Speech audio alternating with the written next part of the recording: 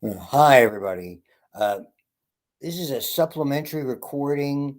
It's going to come on the week two, at the bottom of the week two YouTubes that I'm in the process of uploading, so you'll see them there. It utilizes, and I'll show it to you here, this link from the slideshare.net. And so I actually started it, and you'll see it in a previous one. It has ads, which is a little bit of a pain in the neck, but we'll deal with it.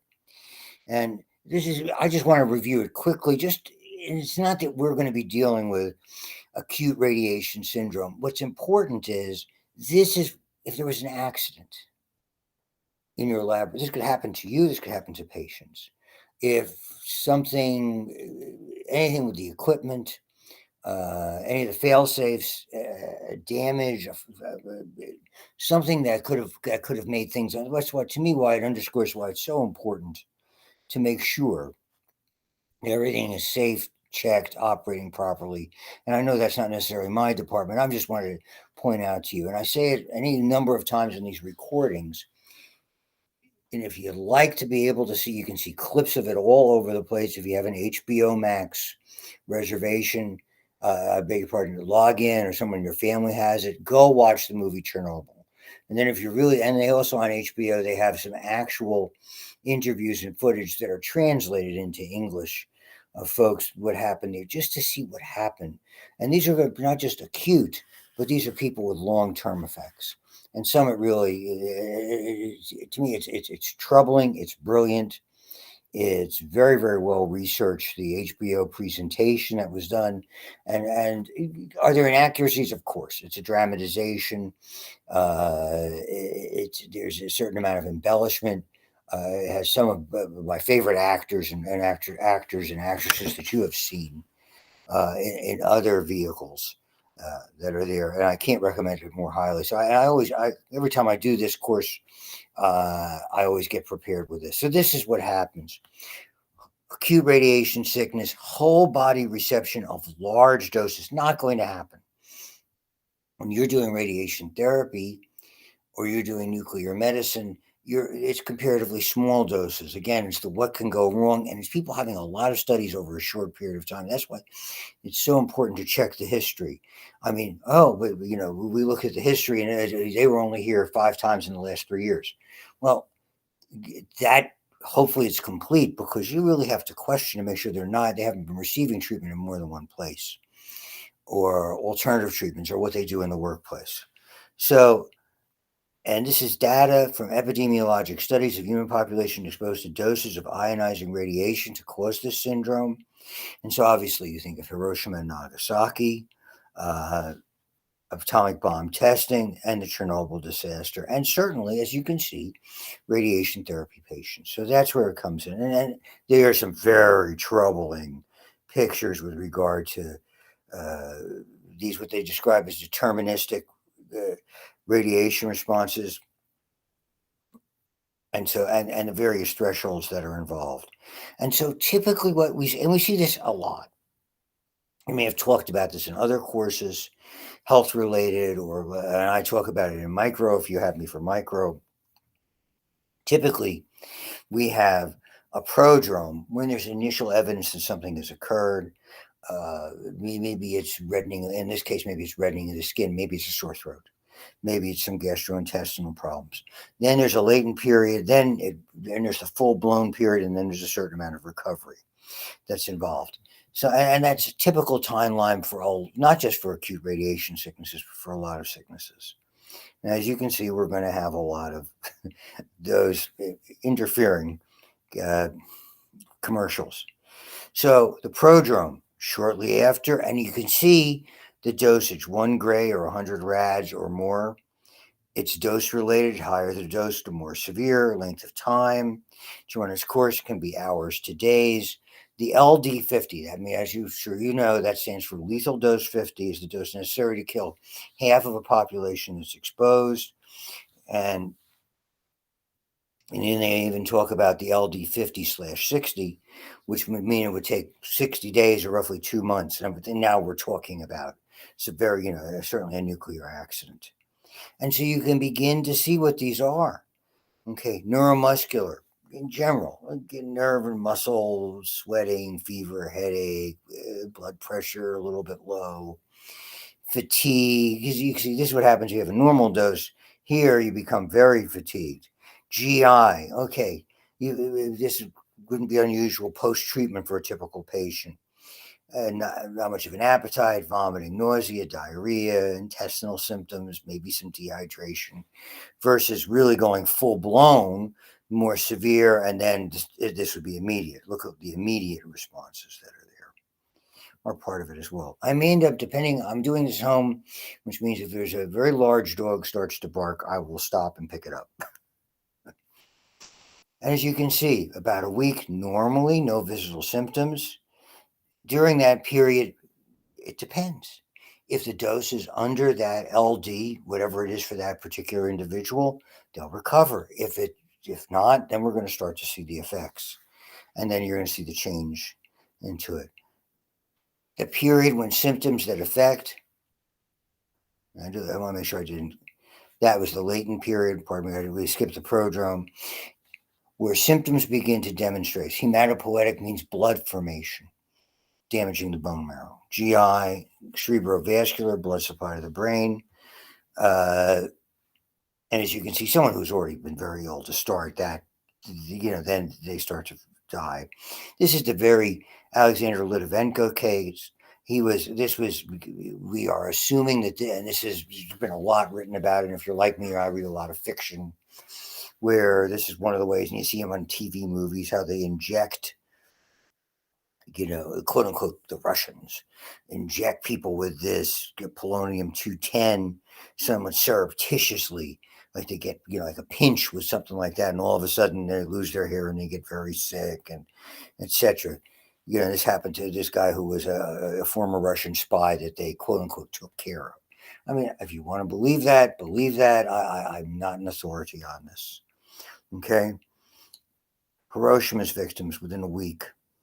I mean, obviously, a massive exposure in a comparatively small area. Most of those victims were very close to ground zero.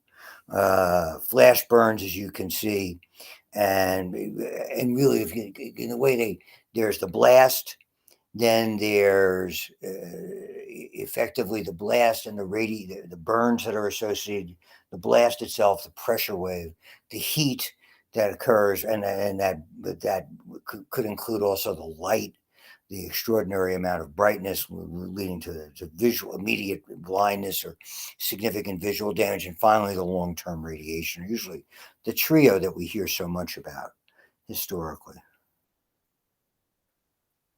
I'm gonna have to get there because I like to cook, if you guys know me. So sublethal dose 2 to 3 grays. So as you can see, it's not that initial dose just to get some changes. Sublethal 2 to 3 grays, less severe symptoms than those seen after the super lethal dose of 6 to 10 grays. Recovery 3 months, and so, but even though they recover, there can be some damage conceivably. Think of almost any systems. I'm sure we'll go over this and what may be late effects.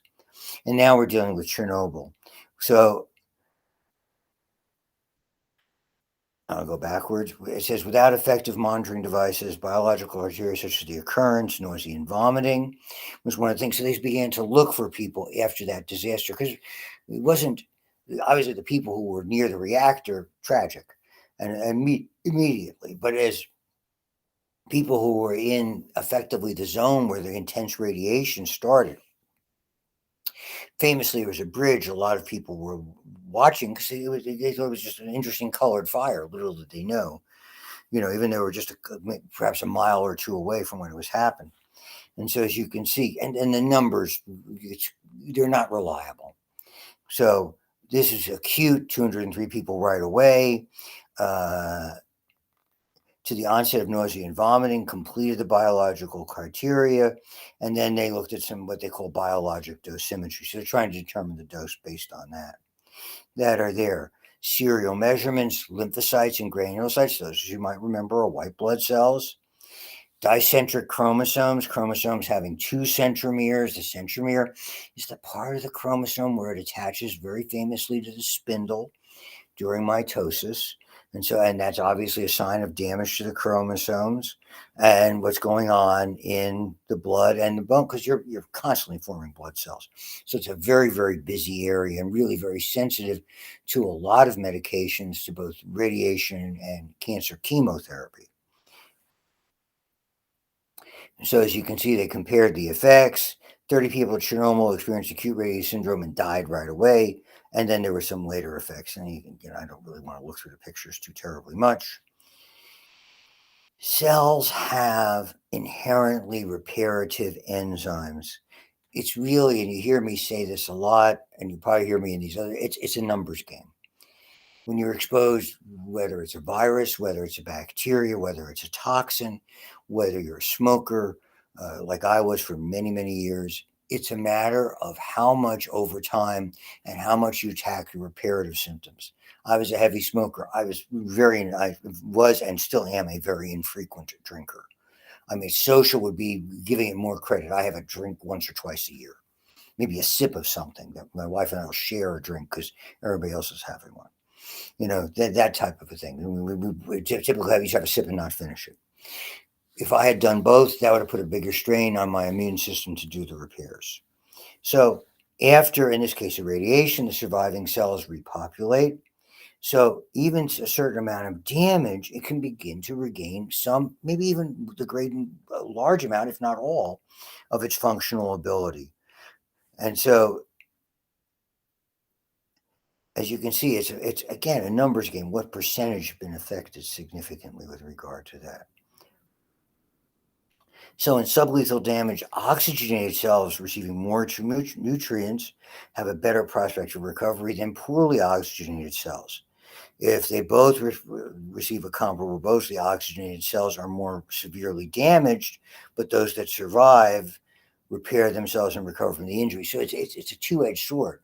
Again, those toxic derivatives of oxygen that I'm sure you have already heard about and will hear about in some of my presentations or may have already are all part of this.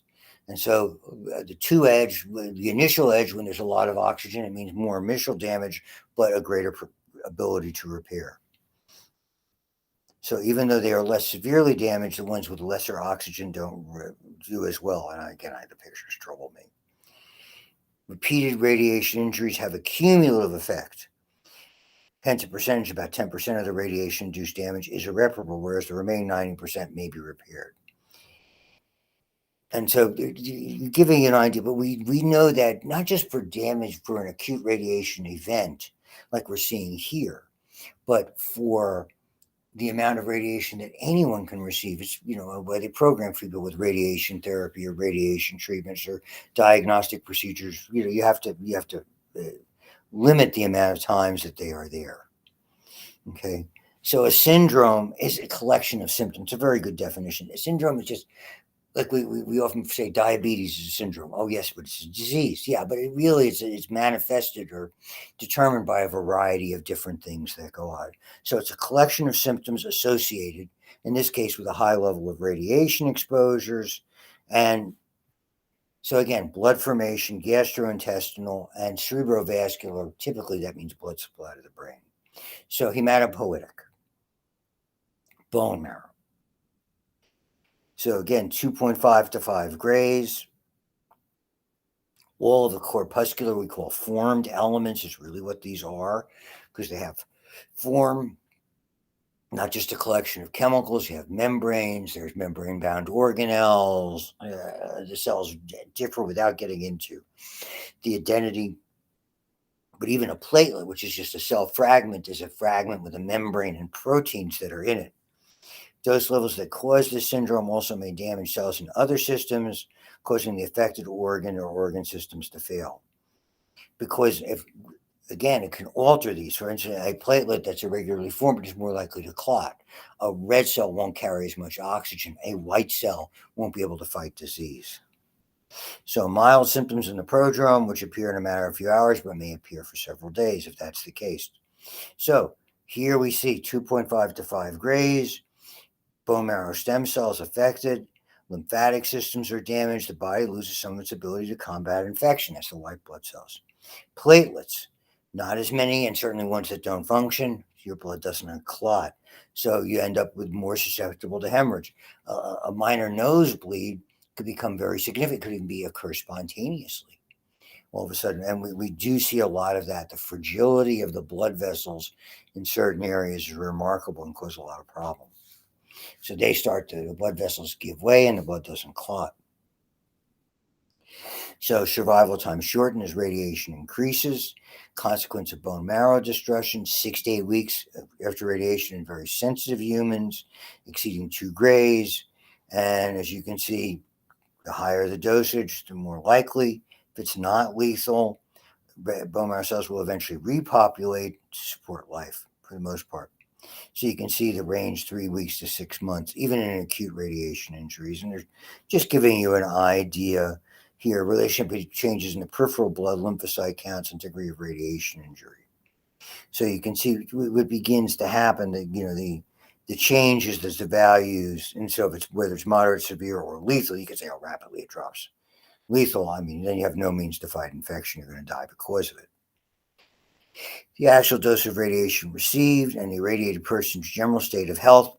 Again, it's a recurrent theme. Healthier you are, and that's always your best bet for any disease. Well, even if we go back and talk about COVID, which we've all done ad nauseum, the healthier you are, generally the better off you are.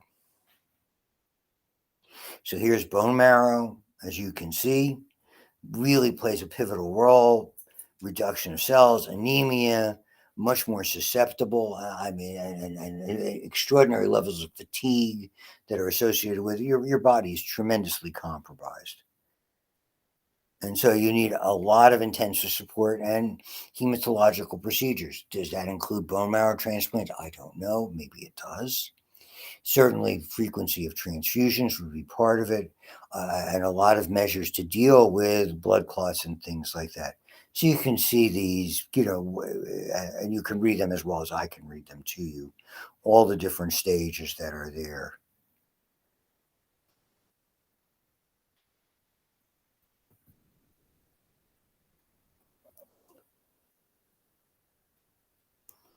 I just want to get an idea of how much we have left.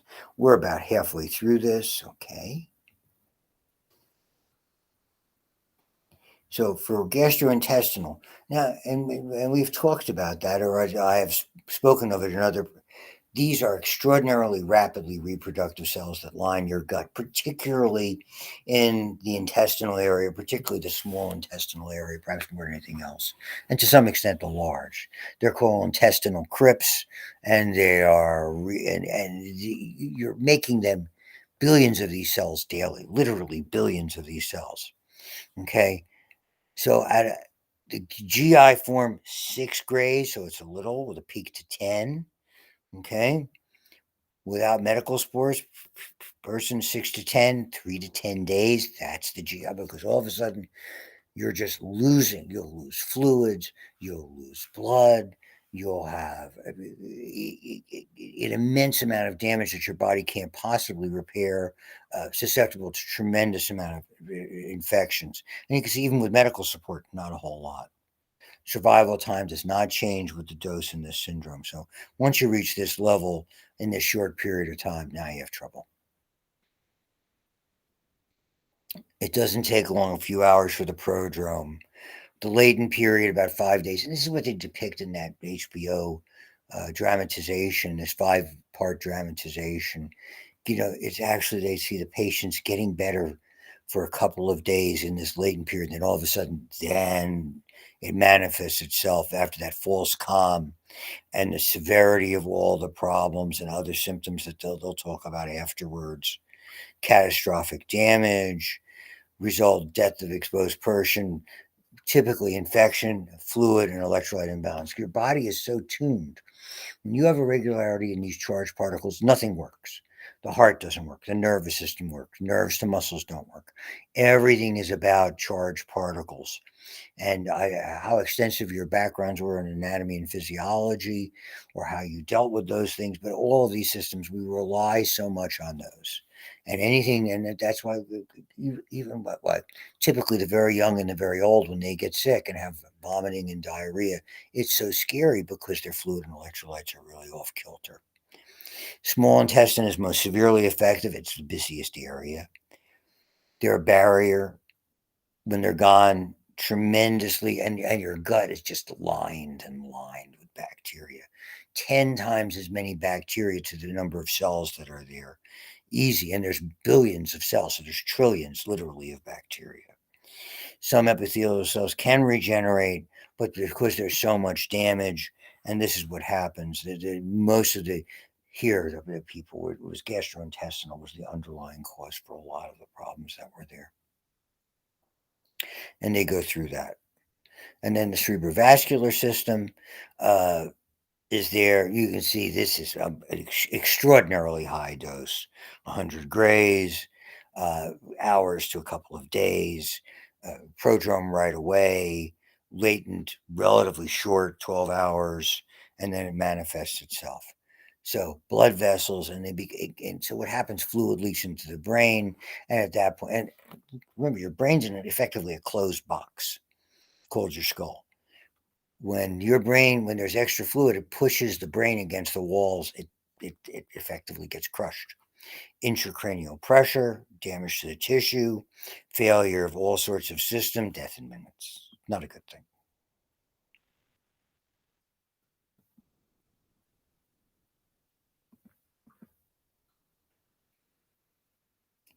They are more sensitive, blood and GI, and